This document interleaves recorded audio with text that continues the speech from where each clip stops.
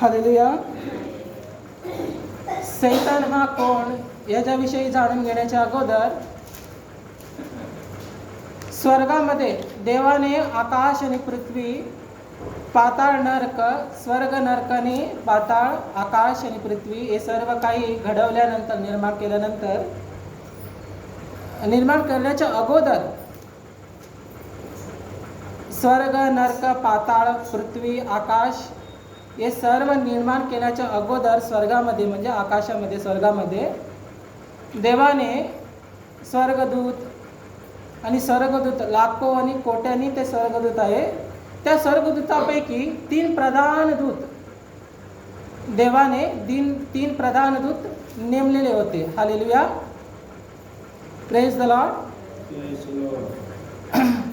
स्वर्गामध्ये लाखो आणि कोटी स्वर्गदूत असतात. त्या स्वर्गदूतांमध्ये 3 प्रधान देवदूत होते. हालेलुया. प्रधान म्हणजे मेन लीडर असतात. हालेलुया. ते 3 प्रधान देवदूतांचे नाव तुम्हाला माहित आहे का? प्रधान देवदूत 3 होते. माहीत असेल तर सांगा कोणाला.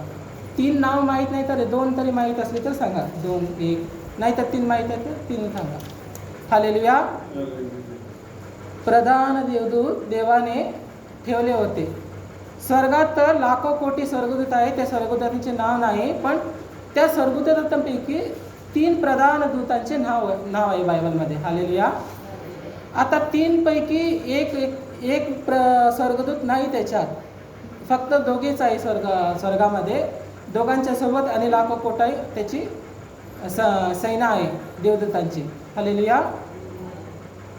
Praise the Lord.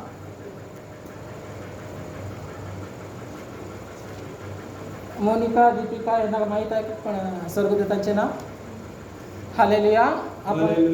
आपण दररोज बायबल वाचायला पाहिजे. बायबल वाचलं तर आम्हाला बायबलातील काहीतरी विषय आम्हाला समजते. हालेलुया.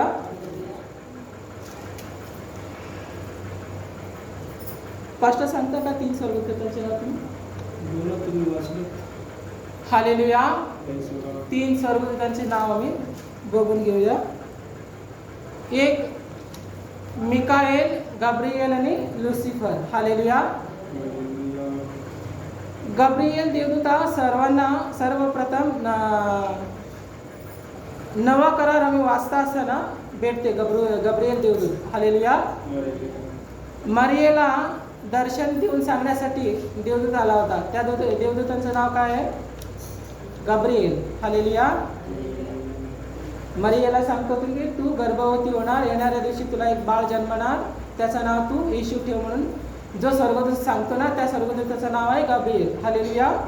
ते देवदूतांचे काम काय आहे ते बघून घेऊया. गब्रिएलाचं काय काम? संदेश पाठवणं. स्वर्गातून काहीतरी संदेश आला तर ते जगापर्यंत येऊन संदेश ते सांगणं. हालेलुया. गब्रिएलाचं. हालेलुया. मरियेला सुद्धा संदेश सांगितलेला तोच देवदूत गब्रिएल. आणि बाप्तिस्मा करणारा योहानाचा वडील जकरियाला सुद्धा मंदिरामध्ये दर्शन देऊन सांगितलेला तोच देवदूत गब्रिएल. हालेलुया. गब्रिएल या देवदूताचं काम काय आहे? संदेश सांगणं.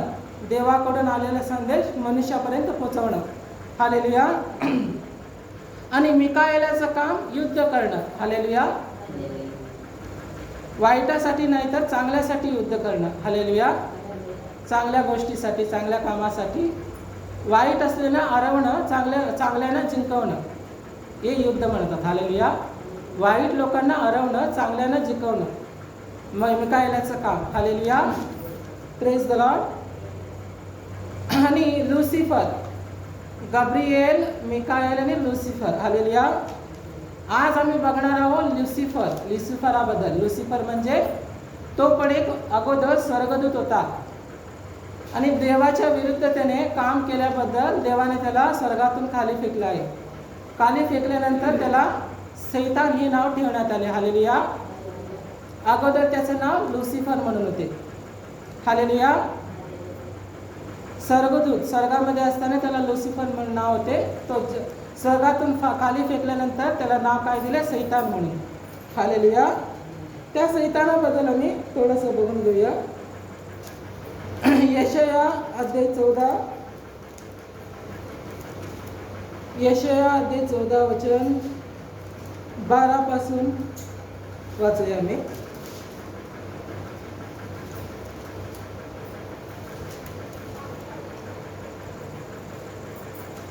यशाया अध्याय 14 वचन 12 पासून वाचूया.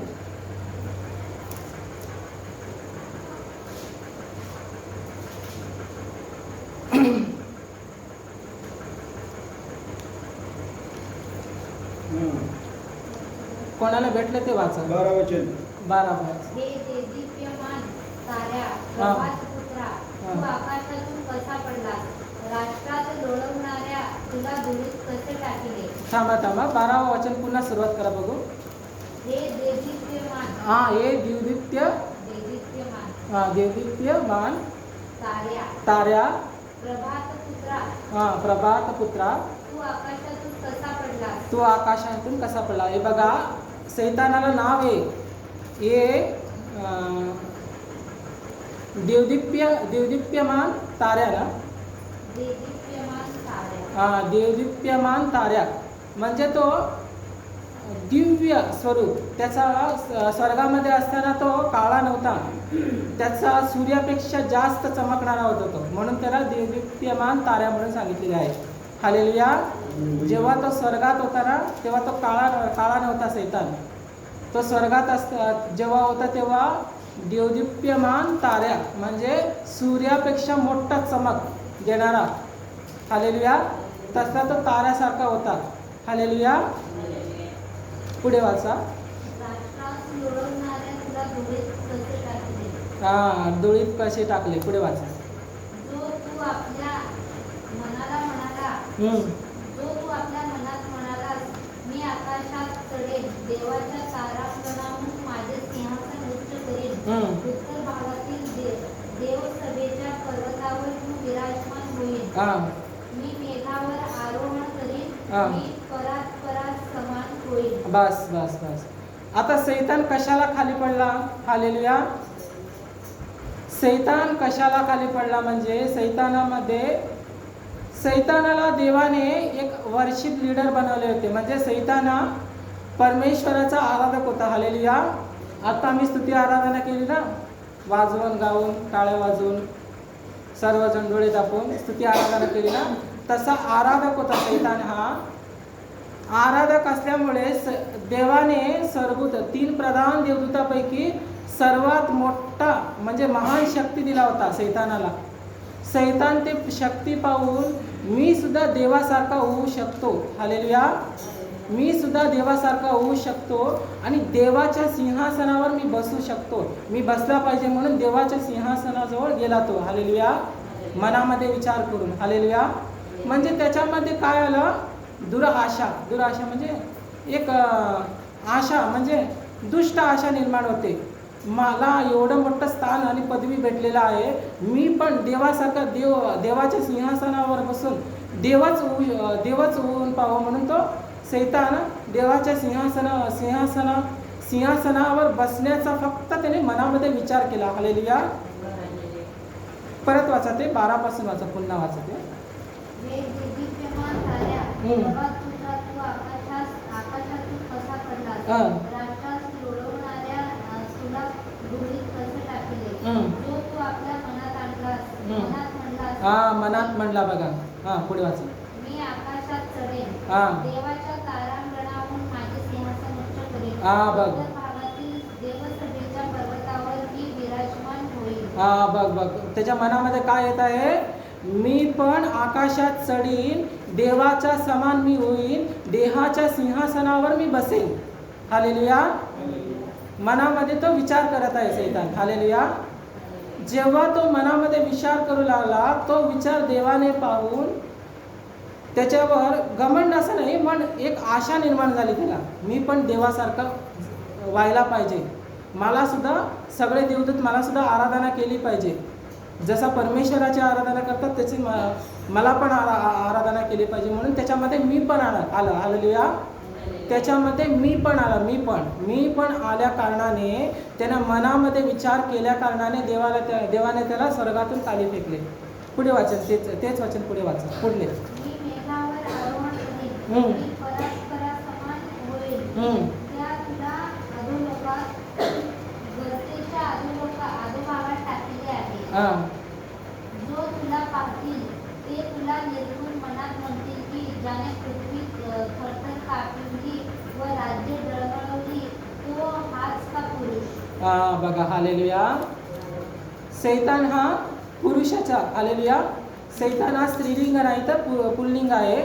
आणि सैतानाला खाली फेकण्यात कसा आला म्हणजे तो मनामध्ये विचार केला देवासमान मी होऊ शकतो आणि सगळे देवदूत माझी आराधना केली पाहिजे म्हणून त्याच्यामध्ये एक दुष्ट आशा निर्माण झाल्या कारणाने आणि त्याच्यामध्ये मी पण आलं म्हणजे गर्व म्हणतात ना, गर्भ पण नाही मी पण, हालेलुया, मी पण आल्या कारणाने तो स्वर्गातून खाली फेकला गेला. हालेलुया.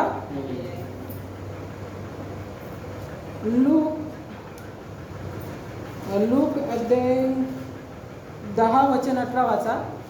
येशू सुद्धा सांगत आहे नव्या करारामध्ये सैतान कसा पडला आहे येशू सुद्धा सांगत आहे. लूक अध्याय 10 वचन 18 वाचा. 18 तेव्हा त्याने त्यास म्हटले, मी सैतानाला आकाशातून विजेसारखे पडलेले पाहिले. बघा हालेलुया. येशू शिष्याना सांगत आहे की त्याने त्यांना असे सांगितले, मी सैतानाला आकाशातून खाली कसा विजेसारखं पडताना पाहिलं. वीज, हालेलुया. जेव्हा पाऊस येत असताना वीज पडते, ढग एकमेकाला आपटून गर्जना होते आणि वीज होते बघा. वीज पडल्यानंतर कसा दिसतो पृथ्वीवर सगळे पांढरे चमकते ना वीज. हालेलुया.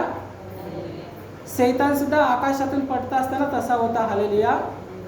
येशूने सांगितलंय विजेसारखा पडला म्हणजे, हालेलुया, म्हणजे तो अगोदर काळा नव्हता. आता मी सैतान म्हणजे काय, काळा आणि त्याचा रंग काळा, तो पण काळा अंधारामध्ये राहतो. हालेलुया. अंधार म्हणजे आता लोक भितात ना, अगोदर तो काळा नव्हता. हालेलुया. सैतान कसा पडला स्वर्गातून, पुन्हा वाचा ते वचन. तेव्हा त्याने